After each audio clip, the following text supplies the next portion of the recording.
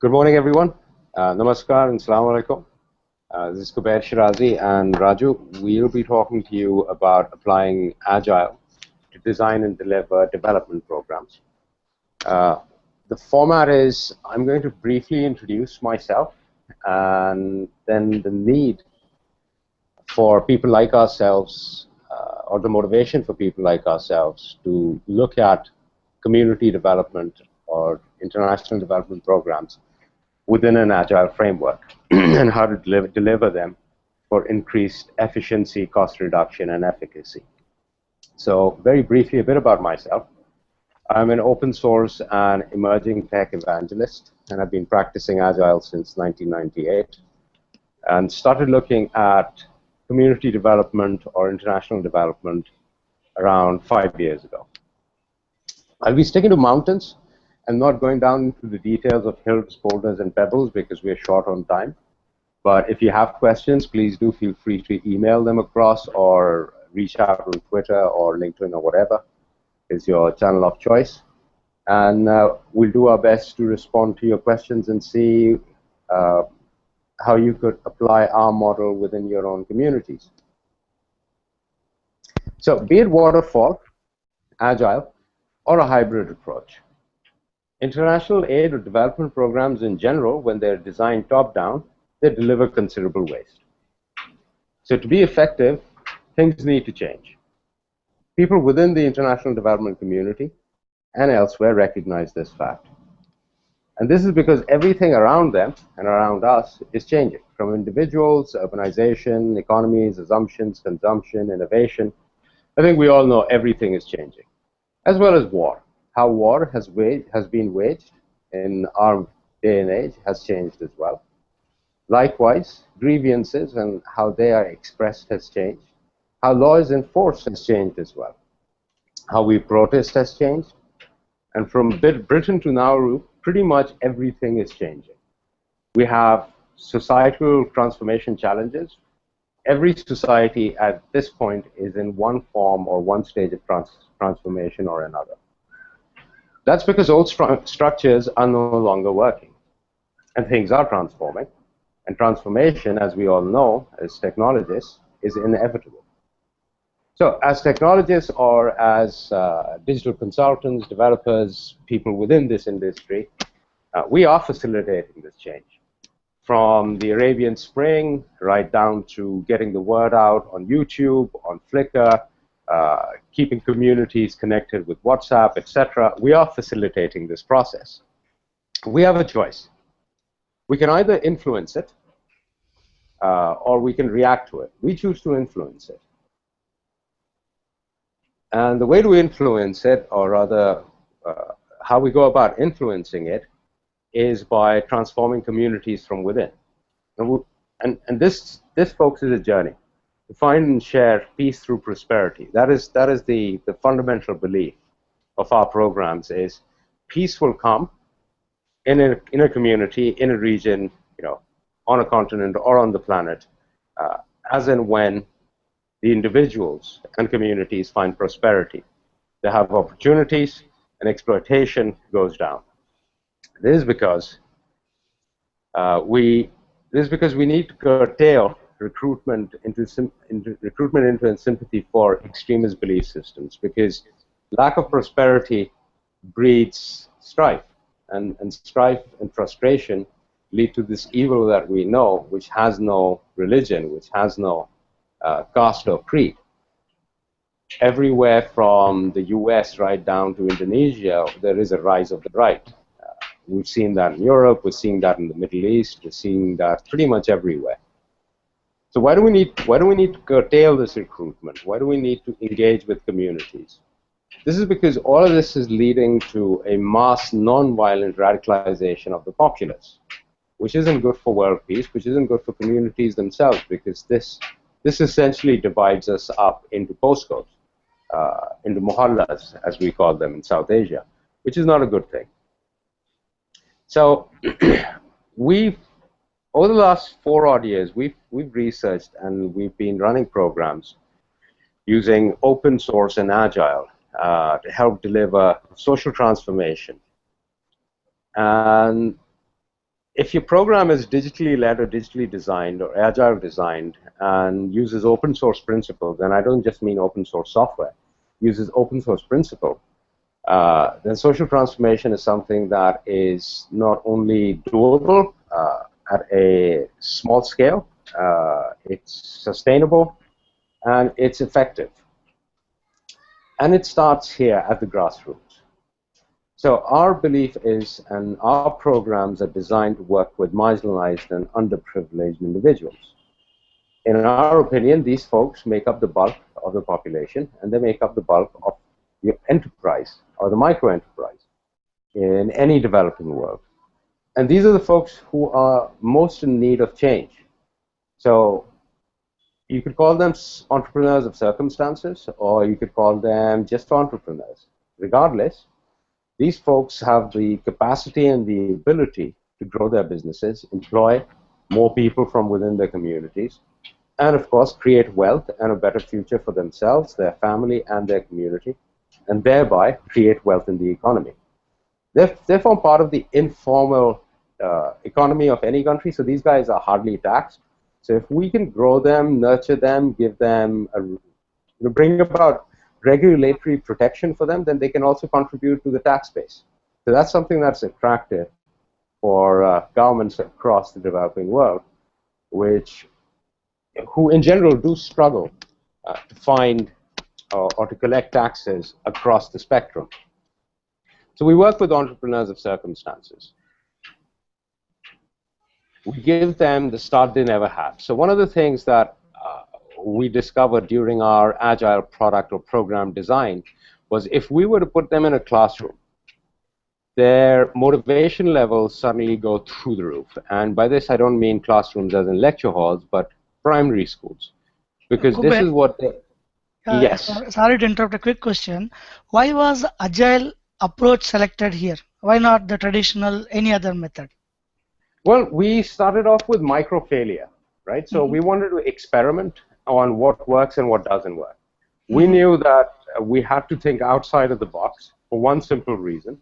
That was every other program that was designed with a waterfall approach, where the program design was done in isolation to the community, had little direct input from the community other than research and survey forms.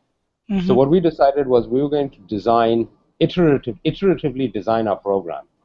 And we used an agile product or stroke service design or program design approach so that we could keep chopping and changing and until we get to a point where we know what we're about to invest in and roll out is going to work.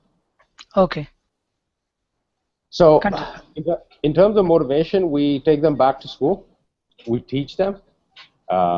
In terms of what we teach them, these are entrepreneurs, so we teach them basic business common sense. So we call it an MBA because it does turn them into masters of, it turns them into master administrators of their own business because most of these folks know nothing about business. And once again, when we designed our MBA program, once again, we use agile product design. So we keep iteratively changing our program based on every cohort we teach. Then, of course, we reward them. We recognize their effort. So, for instance, we give them certificates. This is something that, it really increases their self-esteem because, as we all know, these folks have very low self-esteem. They're looked down upon. We give them a brand, which suddenly turns them, into a very strong individual because suddenly they're no longer the fruit wala, or they're no longer the bhaji pav wala. They're Asif fruit farosh, or the fruit seller, or they're Rahul juice wala. So suddenly, it changes the dynamics for them. It changes how they look at themselves, and it changes how the community perceives them as well. Then we prove that they matter. Once again, this was part of our agile design where we brought in local entrepreneurs, successful entrepreneurs, known within the community to come and talk to them. And the fact that a successful entrepreneur took their time out and talked them through their story gives them not just inspiration and motivation, but gives them new inspirations as well. Then we follow that up with consulting. This is on-site consulting for 12 weeks. Every week, we spend an hour with them, looking at their financials, talking through their challenges, looking at their anti-logs and analogs. So what has worked for them, or what has worked for others, and what hasn't worked for others. Then we exploit open data. So if you go to the bringptp.com website, you'll see that we have these guys mapped out on Google. And we are currently in process of developing a mobile app whereby you'd be able to digitally include these chaps into the digital economy. All of this helps them build new markets, products, and services. And so far, we've worked with 380 entrepreneurs in Karachi and northern Pakistan. And we've seen revenue growth of 50% and profitability growth of 90%. A lot of them have gone from having one cart that they sold their wares off to having 3 carts. They have employed people. They have created wealth for themselves. They've created better family, a better conducive environment for their families, as well as that for their community. So how do we go about doing this? So we use multiple tools from from multiple Agile frameworks. So for instance, for project planning, we use Kanban. And over here you can see we've got different neighborhoods and different tasks or actions in different swim lanes for each neighborhood. This has enabled the team to keep track of their work and give them a good overview of where they are in each particular neighborhood at this point in time. Then we use a tool called empathy mapping. This isn't strictly Agile, but I do include it in most of my Agile engagements because it gives you a better insight into your target audience and how do you deal with them. We use burn-up charts. This is very topical right now. It looks like a cricket's run rate chart, and that's exactly how I explained burn-up to our team. One important thing to mention about the team is, I'm just going to jump a few slides, is that our team is employed from the local community. So, for instance, in our team, between 11 members, we have 3 degrees, and of those, 2 are, one guy has 2 degrees himself. So what we have is people young men from the community who didn't have the opportunity to complete their education. We've taken these individuals, we've introduced Agile to them, we've localized the flavor of Agile, and we've trained them in how they can apply it to this specific program. And these young guys have absolutely flown with it. So they're not software developers or business analysts, etc. But they've proven that the simplicity of Scrum can be adapted and adopted by any level of learning. We use stand-ups on a daily basis, of course. We use retrospectives. We use sprint planning. We use all the tools that, as you can see in this picture, we use process flows. We use all the tools that we would use whilst developing software or whilst rolling out a massive change or transformation program for enterprises. But over here, we're using it to roll out change programs for micro enterprises. So by Agile designed, digitally led open source transformation programs, Peace Through Prosperity is delivering change at the grassroots level. You can watch the videos. We've got over 250 videos of our beneficiaries engaging with our team, telling us what worked for them, what didn't work for them, and all of this feeds back into our, you could say, feedback loop. And for each iteration, we keep redesigning or improving our program delivery product, which is the MBA and the consulting program. So we have a product backlog, we have a sprint backlog, and each one of these gets revisited at the end of each retrospective. That's pretty much it as far as, I don't want to do death by PowerPoint, or in this case, death by PDF. So that's pretty much it, what I have to say. What I'd like to do is take some questions now, or just open up the discussion and see how we can take this framework that's being developed right now in Pakistan and take it across to India. And the beauty of it is that we've got an open source ethos, which means that you can adapt our program, take our program, and roll it out in your own local community. The only thing we ask you is to keep feeding back any improvements, any suggestions, or any changes back to the, you could say, the parent code base, and to maintain the brand. So over to the floor, Raju, if we have any questions. Yeah, I have one question to start with. Since you are in London and this transformation was happening in Pakistan, so how do you work with the distributed teams and how do you handle the challenges with communication instead of face to face? So firstly, when it came down to training, we spent about 4 weeks on site in Pakistan with the different teams. Mm-hmm. Training wasn't something that we could deliver online because we had firstly introduced these guys to Agile, Scrum, and the tools and techniques we'd be using for communicating between us going forward. So some of them, for instance, had no computer literacy skills whatsoever. So we had these different training programs for each member of our team. The good thing is most people now are computer literate. Whether or not they use English as their primary language doesn't really matter. They can use Urdu or Hindi or Telugu or whatever because all of these are supported now. So 4 weeks was on site, training them in Scrum. We initially trained a team of 18 guys. Then we sifted it down to 11. Then we also introduced them to the program, how they're going to be rolling it out. I was there in person for the first sprint. So doing the field work with the team for the first sprint was very important so that they knew exactly what was expected of them. Because they know what's expected of them, but they don't have the confidence. Remember, these guys are coming from the communities that we are trying to help. Yes. These are unemployed young men. They don't have that confidence, especially when folks like us approach them, for some reason, they don't consider themselves equal to us.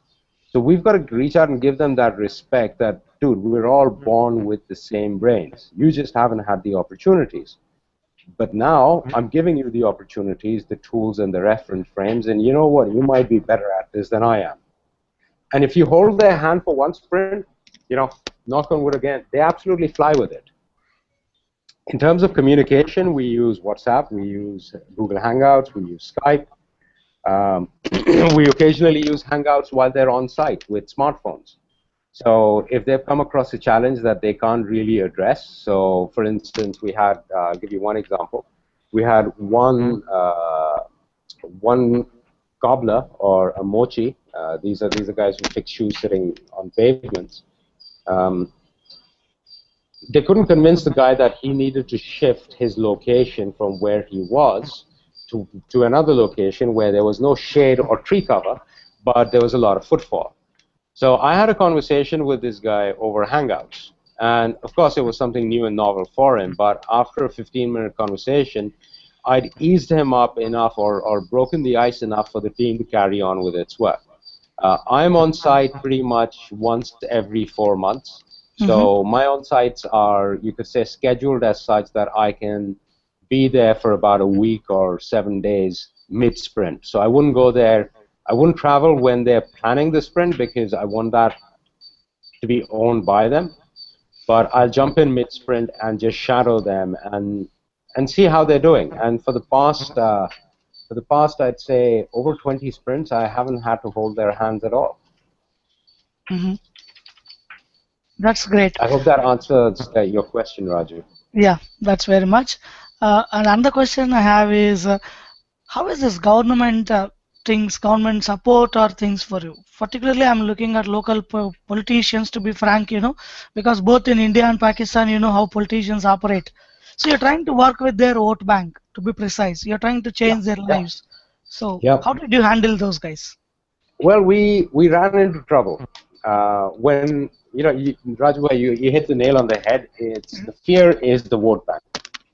So we ran into trouble, and I sat down with two politicians from different neighborhoods, and I explained to them that I am not after their votes. In fact, if anything, I'm going to help them secure their vote back.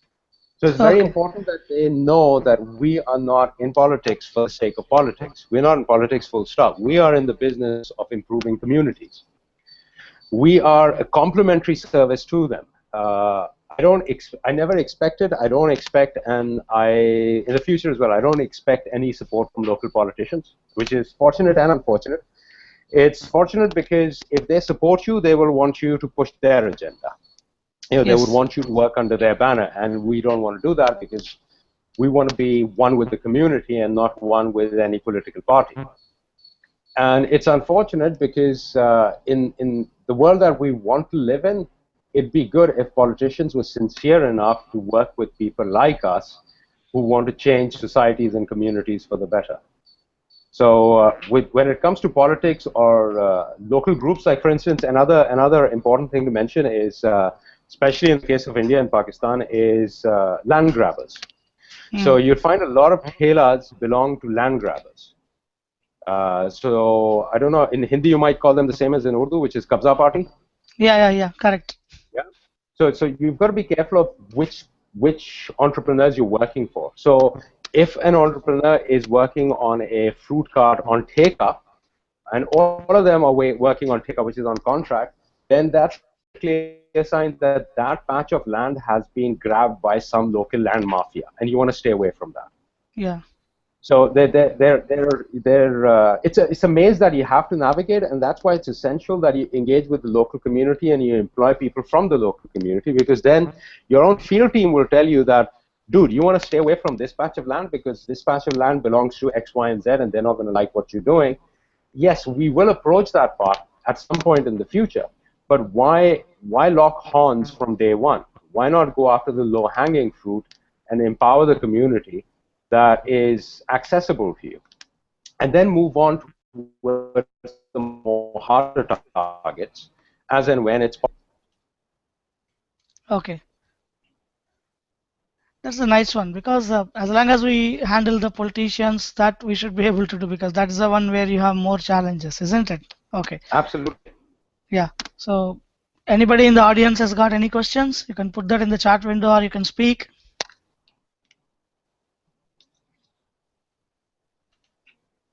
We have a very quiet audience. I'm not surprised.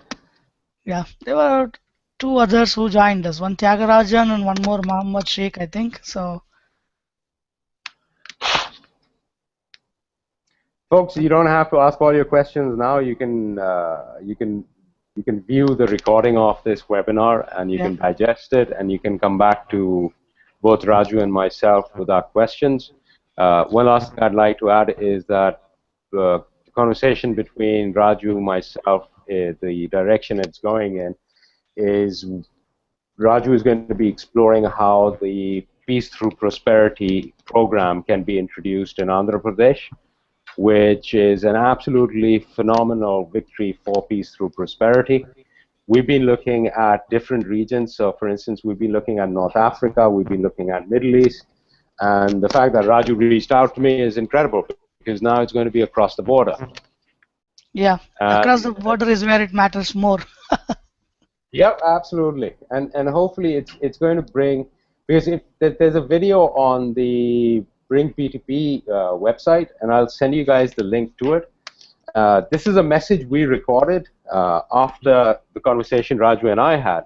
So we reached out to our beneficiaries, so our thelawalas, our fruit chaatwalas, our mochis, our nais, and hajams.